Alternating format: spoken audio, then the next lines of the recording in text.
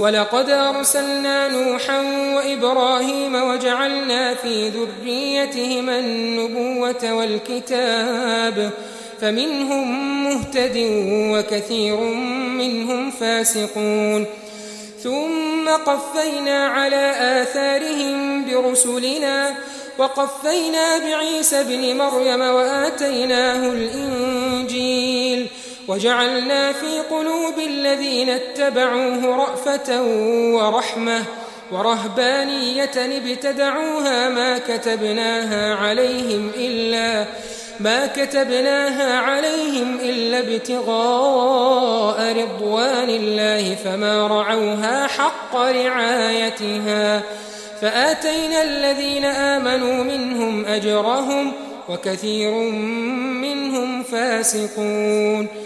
يا أيها الذين آمنوا اتقوا الله وآمنوا برسوله يؤتكم كفلين من رحمته ويجعل لكم نورا تمشون به ويغفر لكم والله غفور رحيم لئلا يعلم أهل الكتاب ألا يقدرون على شيء من فضل الله وأن الفضل بيد الله يؤتيه من يشاء والله ذو الفضل العظيم